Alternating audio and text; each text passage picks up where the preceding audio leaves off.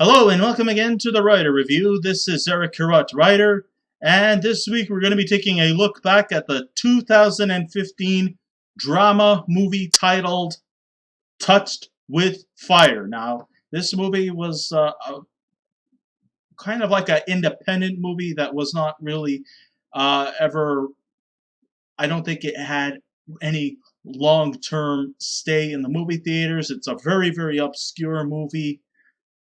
Not a lot of star quality in this movie, but we'll see how it turns out. Maybe just because a movie doesn't have top-notch quality stars in it doesn't necessarily mean it makes out for a bad movie. But let's see how things turn out, okay? The movie runs for 1 hour and 50 minutes long, 50. It is directed by Paul Dalio.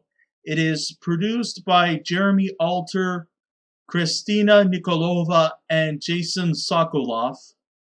It was written by Paul Dalio. The score was also done by Paul Dalio. The cinematography by Alexander Stanislev and Kristina Nikolova. And it was edited by Paul Dalio and Lee Percy. This was actually a personal project for director Paul Dalio, as he pretty much shares his experiences with his mental illness. It does touch upon the subject of people who have bipolar disorder.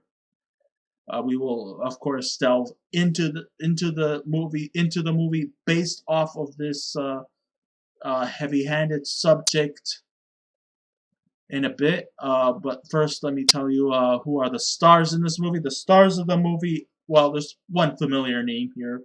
We have Katie Holmes. Of course, she was once the wife of Tom Cruise. Also joining the cast, we have Luke Kirby, Christine Lathi, Griffin Dunne, Bruce Altman,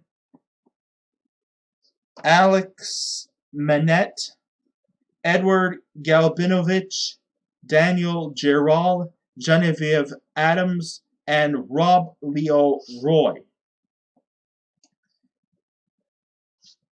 And let me tell you something. This movie is actually, a very good character study. This movie also could be dealt with the subject of bipolar disorder. It is kind of a bit of a manic depressive type of disorder that causes people to, shift between mood stages. And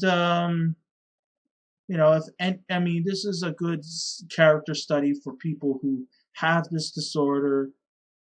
And maybe this movie could be a guideline to further understanding what it's like to have it, or people who who have it, in hopes that you might probably find some ways that you can make these characters unique and may open the hearts to many who have it. In one of the more stunning scenes in Touched with Fire, Marco, played by Luke Kirby, shows a picture to fellow bipolar partner Carla, played by Katie Holmes, about what the world means to him when he's off his medication.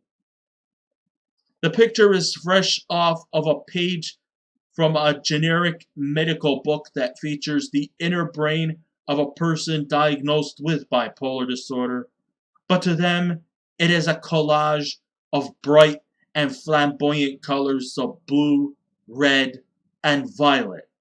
And while Carla and Marco make it their mission and statements to go against the doctor's orders to get off their medication, they both feel that it will likely hinder their talent and deprive them from their freedom of expressions. You see, Carla and Marco are both very upbeat and artistic, being that Carla is a successful author of a collection of poems. I mean, in the opening scene, you see her reading off of some of her creative poems in front of a crowd, but the crowd just does not seem to either get into her poetry, or she seems to struggle to try to further explain things to people about her poetry, and people just don't seem to want to respond to her presentation. Maybe they would probably just clap as a sign of maybe just some mutual respect, but nothing more. Or people are just stunned or just don't want to boo as a sign that they don't want to hurt her feelings or to go further into making her into a state of depression. But either way, you could see her struggling. You could see her trying to win the crowd, but unfortunately, things just don't go planned. She goes a little bit awry, which results in her end up being institutionalized. Marco, on the other hand, is a rapper and a conspirator. Aside from being, creative in his rap lyrics and his conspiracy theories, the guy is also probably even more of a mess than Carla.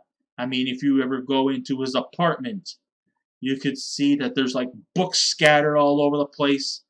He seems to be somewhat unkept and tidy, even though he feels that he's in his comfort zone. He's drawing writings on the wall describing some of his deep, dark, cynical theories of what the world is to him. He also seems to somewhat comes as across as malnourished, as he feels that the only thing that he could use to survive is just eating ketchup from these little packets that you get at a fast food restaurant. He says that's really all you need to survive. Obviously, when he comes in to visit his father and him start to get into a little bit of an emotional yelling contest, which eventually results in him going on an erratic tantrum, which results in him ending up getting institutionalized. But then, the whole saying goes, misery deserves company. Apparently, Carla and Marco eventually, they start off by not liking each other or not understanding each other, but then once they start to develop some similar admiration and fondness for certain things, they start to eventually form a bit of a partnership. Sometimes they would sneak in late at night and go over their theories with each other, and then eventually they get discharged from the mental health facility, and of course they have to take certain medication to help them through their day.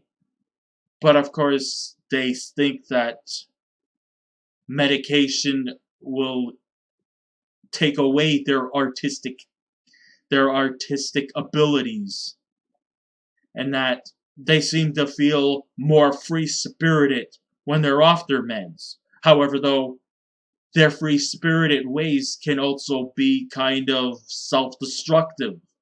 Maybe not necessarily intentional, but they seem to be somewhat oblivious that when they're off their meds, they tend to somewhat really go wild. They tend to do crazy things that goes beyond what you would describe as sanity.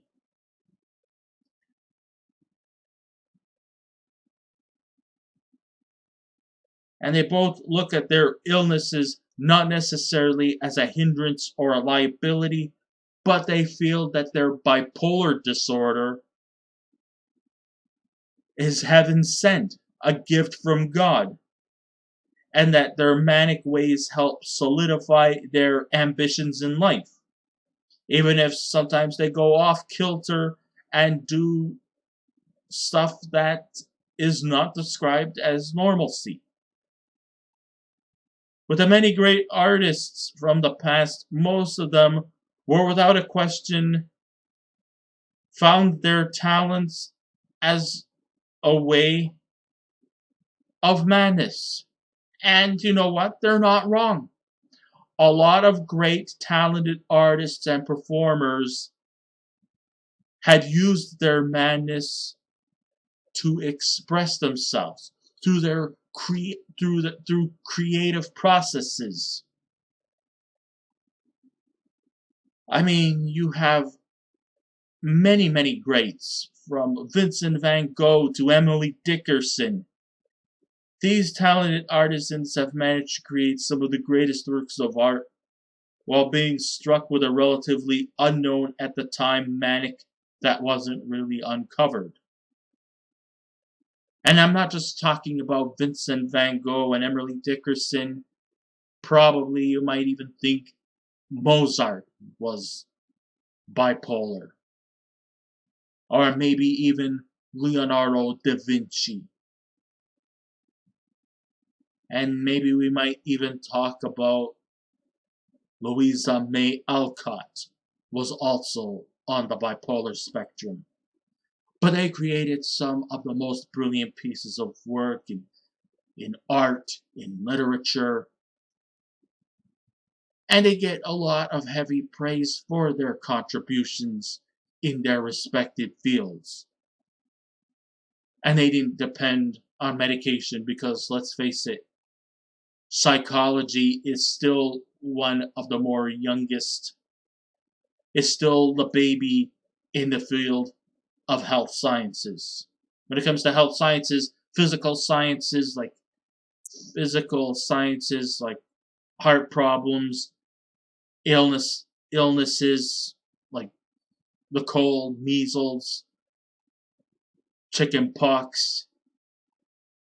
So that's old hat. Psychology is still kind of like it's still an infant compared to physical health. And there's still a lot that has not been fully justified.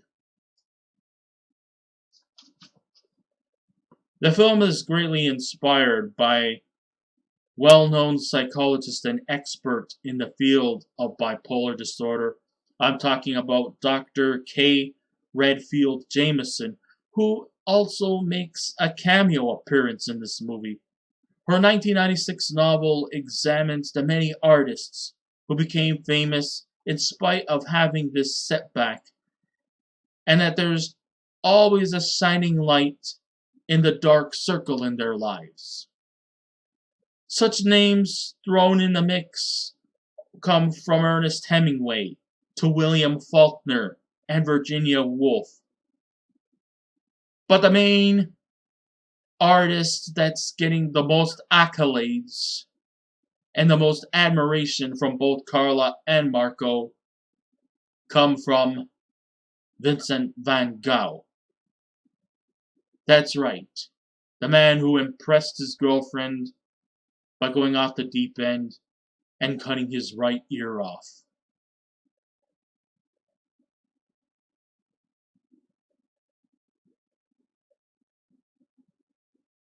Yes, Van Gogh is someone who Marco and Carla seek comfort from, especially with his masterpiece, A Starry Night, with the twinkling stars that shows more vibrancy than any person with sanity could truly understand. And though it might be wrong to judge people for who they fall in love with, and I certainly truly have no problems with Carla and Marco being together as a couple. But when news comes out that Carla and Marco are with child, that's right, Carla is pregnant.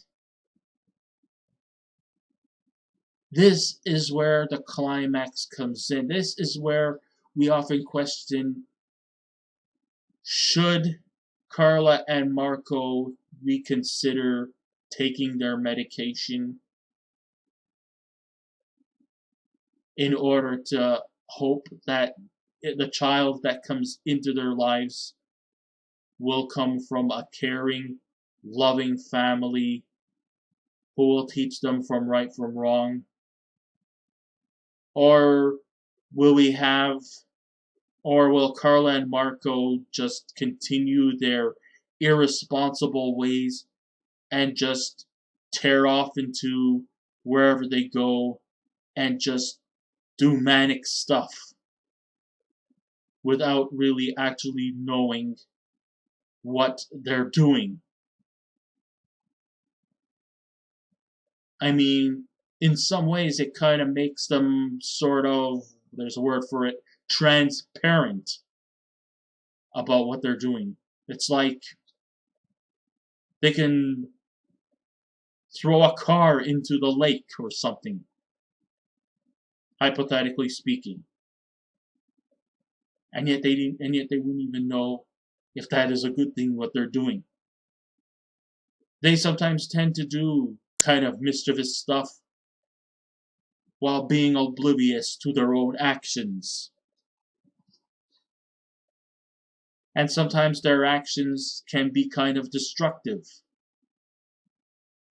Is that what their child wants from his parents?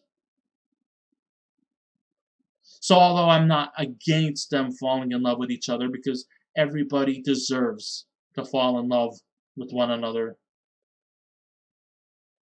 and that love should show no boundaries in who falls in love with who. In this case, we're looking at two people diagnosed with bipolar disorder. Both of them have issues,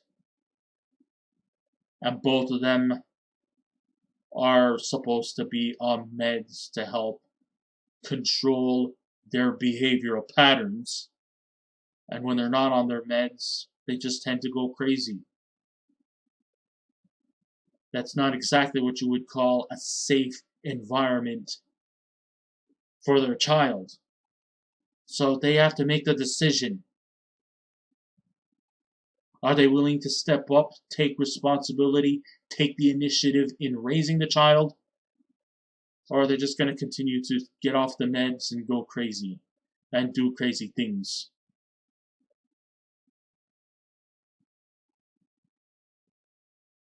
I hope they take the first option.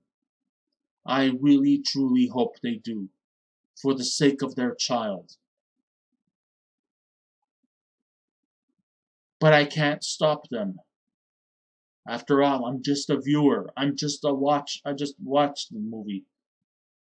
I can't make the decisions for them. They have to decide on their own. I'm not telling them how to live their lives because I don't do that. But I would like to make, and I'm just considering this as a suggestion, and a very important suggestion, that way so their child could have a safe and happy life. I don't think their child wants to see them back in the mental hospital again, and grandma and grandpa will have to end up raising them. I don't think the child wants that. I don't think he or she would want to experience something like that. I'm sure they'll be fine, they'll be good parents and all. But for the protection of the child that Carla has in her, that's going to be coming out in a few months, well, we can only hope for the best, but we must also hope more for what decision they make. And let's hope that they make the right decision.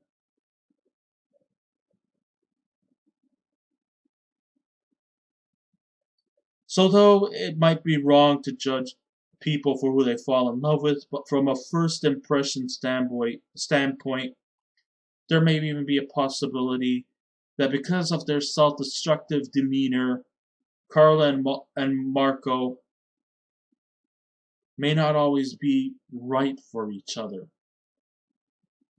The duo seem to go wild when together, and their paths are frequently through both passion and at times to the brink of being a bit self-destructive. Not to themselves, but to other people as well. The love is alive very much and is very welcomed. No question about that. But not always a healthy one, in spite of defying doctor's orders and the bickering they have with their parents. Yes, the parents seem to often, at times, quite often, bicker with each other and even with their offspring. You would see the in-laws come over and question if whether or not their daughter is right for him or their son is right for her. There's a lot of judging in this. I mean, we're not actually labeling the parents or the therapists or the doctors as bad people or the caretakers of them as bad people. They're not necessarily villains. They're out to help. But at the same time, Carla and Marco have to decide on their own where they wish to take this next important step. And the only thing the fans and the audience can hope for is the right choice. When on their medication, they're definitely more serene, but they also seem restless and withdrawn. When not on their medication, they may feel more at ease, but their ethical ways get them into a lot of trouble and causes heartbreak to the specialists watching over them and the people who love them like their parents.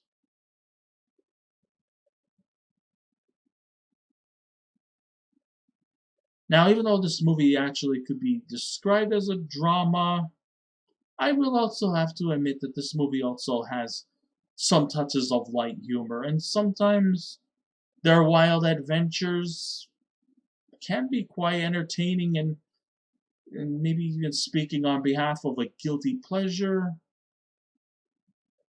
I do have to admit, there was some humor in that. Maybe we're not necessarily laughing at them, we're more or less laughing with them. As it's sometimes nice to watch them go carefree, but then you feel guilty because they're off their meds, and their actions are quite transparent. Carla and Marco. Did I say Carla Homolka? I'm sorry. Carla and Marco both feel they know what's right for themselves and feel that those trying to help them are actually taking away the things that they are passionate about. I think the time that they actually had a wake-up call was when the cameo appearance of Dr. K. Redfield-Jamison explains to them that the medication that they take, if taken in moderate, will not hurt them. They'll keep them calm, they'll keep them more steady and alert of their actions, but also at the same time, she claims that no, the medication is not going to hinder you guys from whatever talents that you have or whatever goals you wish to pursue. In fact, it's there to help. You don't have to overdose yourself with meds, but just keep it moderate. That's what she's trying to tell them. This dynamic duo both feel bored with the rules and restrictions that our planet has for us. Yeah, unfortunately, our planet, or at least the human race, has too many rules and restrictions in life. And through Van Gogh's painting, they see the symbolism that no sane person can observe. I mean, the main prop in this movie was the Starry Night. created by Vincent van Gogh. And it is a lovely sight to see. To me, I would just see a blue sky with yellow stars, something that looks like pages taken from a children's book. But to them, they see something more beyond. And though billed as a romantic drama, Touched with Fire is pretty much actually a character study of people who are diagnosed with bipolar, and the subject matter is truly handled with care under the watchful eyes of director Paul Dalio, who pretty much shares his experience seen through the leading characters, be the fact that he too is diagnosed with bipolar disorder. So basically the characters of Carla and Marco are pretty much one and the same in him. One of the great things about this movie is that it looks into each issue in a neutral stance, being that it looks at the good and bad about having a mental illness, and never does it try to fully sympathize or demonize the people and healthcare professionals who love and care for these two troubled souls. A slight weakness to the story has some scenes that feel a bit too heavy-handed at times, and Dr. K. Jamison's cameo, although is very helpful and very inspiring, it gets to be like a fragment taken from something seen on the Discovery Health Channel. Not to say that her cameo appearance is weak, but at times it feels taken aback, like all of a sudden 1 minute we're watching a movie, next minute we're taking scenes from something that could be seen on the Discovery Health Channel. Performance-wise, both Katie Holmes and Luke Kirby get really into their performances, and they both pull it off flawlessly, which isn't an easy task by far. They, of course, have to take their roles very seriously, very sensitively, and trying not to typecast or cliche their roles, and that is not a very easy task. You know, they need to avoid people who actually have it so that they don't feel offended or taken aback. There is no over dramatization. Sure, their antics and motives can be a bit over the top, but it's still also taken in moderate. They both go through tremendous lengths to give the viewers a better understanding of the complexities of bipolar and the people who are faced with it, and they ensure that the characters and situations are all authentic. Even the physical aspects of this duo share a blend of range and nuance. Oftentimes, this movie might compare to Mark Ruffalo's starring film Infinitely Polar Bear, that also focuses on a character going through the emotional stress of having bipolar disorder. And even though this movie is still inferior to Infinitely Polar Bear, it lacks the emotional stages that the bear's path is followed through by its well-balanced comedy and drama. Instead, it paints a realistic look at the condition and takes its subject matter very seriously and sensitively. There are some comical moments in this movie, but it's only like very, very small. And we're not practically laughing at the characters, we are just laughing at them when they go. We just laugh with them as they go along on their misadventures. Aside from the people diagnosed with this illness, it shows the lingering effects it has not only on themselves, but also on the people who love them and those who want to help. And sure, we may want to tell the parents to, like, back away from them and not to stand in the way of their relationship. we can still understand what they're going through and why they might feel the way they do towards their kids. Maybe they don't understand too much about the effects of bipolar, or maybe they know too much and may probably overly nurture them. Either way,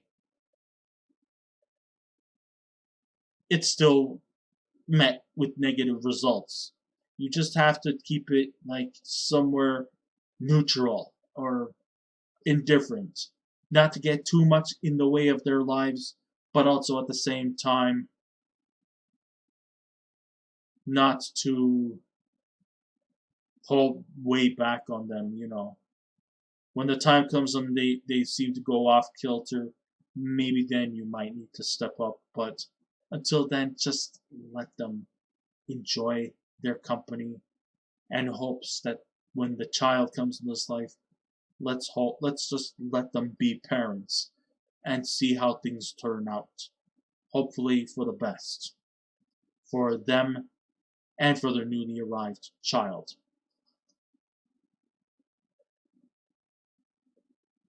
The parent that kind of touches me the most comes from Christine Lathi as Carla's mother, Sarah, whose loving care is kind of a savior who wants to feel what's right for her daughter, regardless if she takes her medication.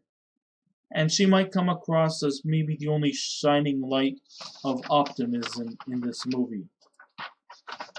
So, although this movie might have some moments of spontaneous elements, I got to admit, this movie really did touch at my heartstrings. There's a lot going on in this movie. It's not heavily casted. Like I said, there's only one real familiar name, and that is, Katie Holmes. But, just because this movie wasn't out for very long and very few people know about it, doesn't mean it was bad. It was still a good watch. It was still highly enjoyable. And I think people will probably get a better understanding of what it's like to have bipolar disorder and to help out those who have it and to just lend a hand to truly show that you care. And I want you guys all to take good care of yourselves. And to those who have bipolar disorders, reach out for them, but don't cling on. And to those who have bipolar,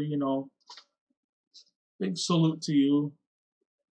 And I hope that you can find happiness in your lives. So when all is said and done, this is a highly enjoyable movie. I liked it a lot. It was very moving, it was very involving, and it might have touched the hearts of a lot of people.